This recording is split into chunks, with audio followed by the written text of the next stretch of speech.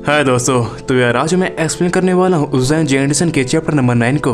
तो जैसा कि हमने लास्ट चैप्टर में देखा था, चुंगिल सेंगलहाई के हेड से यानी सिंतेगी से फाइट करने के लिए रेडी होता है और चैप्टर नंबर 9 की स्टार्टिंग में सिंतेगी चुंगिल के एक लात मारता है, लेकिन चुंगिल ने अपने हाथों से उस लात को ब्लॉक कर लिया होता है और सिंतेगी मिनट से पहले एक और लात मारता है उसके मुंह पर, लेकिन चुंगिल ने अपने हाथों से उसे भी ब्लॉक कर लिया होता है और ये दोनों लातें बहुत खतरनाक पड़ी होती है। और चुंगिल लातों को ब्लॉक करते हुए अपने मन में कहता है, मैंने सोचा नहीं था ये इतना ताकतवर होगा। और सिंतेगी हंसते हुए कहता है, क्या बोला था तू, अपन को हराएगा साले, अपन आज तेरा मारते मारते सुअर बनाएगा। और फिर हमें सिंतेगी के बारे में बताया जाता है। सिंतेगी एक तेक्वोंदो का फॉर्मर नेशनल एथलीट रह चुका है। और फिर सीन शिफ्ट होता है और हम देखते हैं पाक सिहो और उसके दोस्तों को जो कि चुंगिल को ढूंढने के लिए गए थे, लेकिन वो उन्हें मिला नहीं। इसीलिए जो पाक सिहो पाइप पर बैठा होता है वो कहता है, क्या तुम्हें चुंगिल कहीं पर मिला? पास वाले गुआंचुल कहता है, नहीं कहीं नहीं मिला, जैसा कि तुमने बताया वो टहलने के लिए गया था लेकिन फिर वापसी नहीं आया। लेकिन तभी उनके पीछे से बहुत सारे पुलिस की कार्स आती हैं, जिन्हें देखकर जियोंग बोम कहता है, इतनी रात में पुलिस कहाँ जा रही है मुझे नहीं पता, लेकिन देखकर लगता है ये पुलिस की कारें मिंग्यू के गेम सेंटर की तरफ जा रही हैं। और ये बात पाक सिहो भी सुन लेता है। फिर सीन शिफ्ट होता है और हम देखते हैं चुंगिल को जो भी फाइट कर रहा होता है, लेकिन तभी सिंतेगी एक और लात मारता है तेक्वोंदो की, लेकिन चुंगिल ने इस लात को जैसे तैसे ब्लॉक कर लिया होता है और इस लात से उसे बहुत डैमेज आया होता है। वहीं सिंतेगी बहुत रिलैक्स होकर कहता है, तेरा तो गेम बच गया, लगता है तेरे को बस मार खानी ही आती है। उसकी बात सुनकर चुंगिल एक और मुक्का मारता है, लेकिन सिंतेगी ने अपनी बॉडी पीछे करके उस मुक्के को डॉज कर लिया होता है और एक घुमा के घुटना मारता है उसके पेट पे, लेकिन चुंगिल ने इसे भी फटी हुई हालत में ब्लॉक कर लिया होता है। लेकिन सिंतेगी मिनट से पहले एक और लात मारता है उसके चेहरे पे और चुंगिल ने इसे भी अपने एक हाथ से ब्लॉक कर लिया होता है। और इतनी सारी लातें खा के चुंगिल अपने मन में कहता है, ये आखिर है क्या? मेरी इससे फाइट करते करते मेरे शरीर में दर्द होने लगा।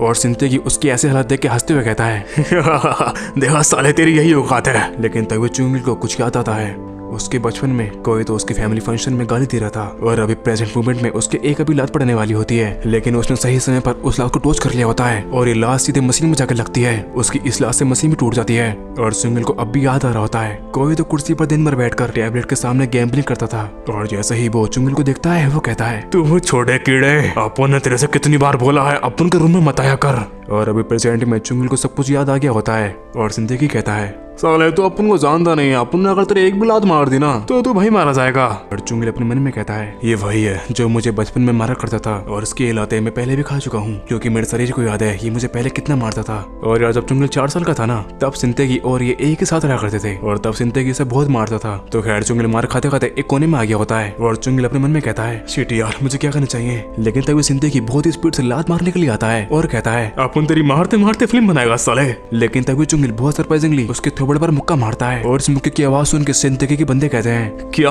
हमारे वो सिंतेगी मार खा रहे हैं? और मिंग्यू ने ये चीज देखी होती है और वो कहता है, ये क्या सेंगिल है का सिंतेगी अभी मार खा रहा है। और चुंगिल ने उसके थोबड़ पर मुक्के बजा दिए होते हैं और अपने मन में कहता है, तू साले हरामजादे, मैं बस सही टाइमिंग का वेट कर रहा था तेरे पर सही से मार लगाने के लिए। तो यार चुंगिल ने उसका मारते मारते सुर बना दिया होता है और जैसे ही वो गिरने वाला होता है चुंगिल उसकी गर्दन पकड़ के चौक देता है और चुंगिल ने उसे इतना कसके पकड़ रखा होता है कि उसके मुंह से झाग आने लगते हैं। और फिर सिंतेगी फटी हुई हालत में कहता है, अबे हरामजादे माफ कर दे प्लीज रुक जा। और चुंगिल उसकी गर्दन दबाते हुए कहता है, आज तू मरेगा हरामजादे। और मिंग्यू ये देख के कहता है, मुझे नहीं पता यहाँ क्या हो रहा है, लेकिन इसने सच में सिंतेगी को हरा दिया। और फिर हम देखते हैं वहाँ पुलिस पहुंच चुकी होती है जो कि उनका मिंग्यू को अरेस्ट कर लेती है। और मिंग्यू की मोम पुलिस वालों से कहती है, मुझे नहीं पता, लेकिन ये बदमाश सुबह सुबह भी आए थे और इन्होंने आधे ही गेम सेंटर को तोड़ना शुरू कर दिया। वो तो अच्छा हुआ मेरा बेटा और उसके दोस्त वहाँ थे। और वहाँ देखते ही देखते न्यूज वाले भी आ जाते हैं और वो न्यूज वाली कहती है, जैसा कि आप सभी लोग देख सकते हो यहाँ पर कितना बड़ा क्राइम हुआ है, गैंगलोंग के गेम सेंटर पर हमला हुआ है और ये हमला किसी टीनेजर ग्रुप ने किया है। और फिर हम देखते हैं सिंतेगी को जो अरेस्ट हो चुका है और वो चिल्लाते हुए कहता है, सालो मार तो मैंने भी खाई है, तो मुझे क्यों लेकर जा रहे हो तुम? सालो मेरे वकील को बुलाओ।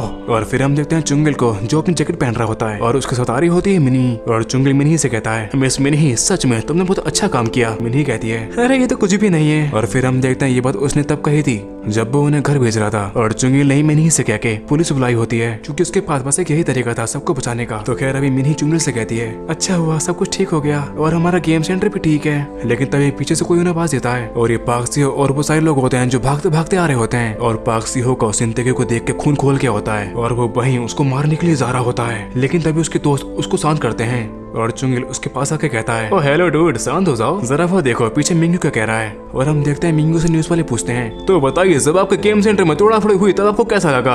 अरे पहले आप हमें ये बताइए, क्या आपने उन्हें अपने मुक्के से मार के भगाया? मिंगू को शर्म आ रही होती है और वो कहता है, मैंने जो किया उस पर गर्व है और मुझे ऐसा करना ही चाहिए था। अच्छा, तो जैसे कि आपने हमें बताया आप अभी हाई स्कूल में पढ़ते हो, तो क्या आपको कोई सपना है जो आप उसे पूरा करना चाहते हो? क्या सपना? मेरा सपना है मैं ऑफिसर बनना चाहता हूँ। और ये बात सुन के पार्क सी-हो हैरान हो जाता है और चुंगिल कहता है, तो पार्क सी-हो क्या तुम अब भी कुछ करना चाहते हो? जो मिंगू को अब कोई भी खतरा नहीं है और उसे क्या बनना है उसने भी पता लगा लिया है, तो कम से कम तुम्हें इस चीज की खुशी होनी चाहिए। और जाहिर सी बात है ये सारा काम जो मैंने ही किया है, मैंने बहुत ज्यादा मुश्किलों का सामना किया, लेकिन पार्क से उसकी बिना बात सुने जा रहा होता है। और चुंगिल उसके कंधे पर हाथ रख के कहता है, यार तुमने मेरी बात नहीं सुनी, कम से कम मुझे अपना फोन तो दे दो, मुझे अभी कॉल लगानी है अपने डैड को प्लीज यार। और उसका डैड से मतलब होता है मिस्टर ग्वेंचुअल को। तो खैर सीन शिफ्ट होता है और हम आते हैं फ्यूचर में, जहाँ मिस्टर ग्वेंचुअल आए होते हैं पुलिस स्टेशन, ये पता लगाने के लिए कि मिंगू अभी ऑफिसर है क्या नहीं। और इसी बात पर वो ऑफिसर कहता है, तुमसे कितनी बार कहना पड़ेगा, यहाँ पर कोई भी चोई मिंगू नाम का ऑफिसर नहीं है।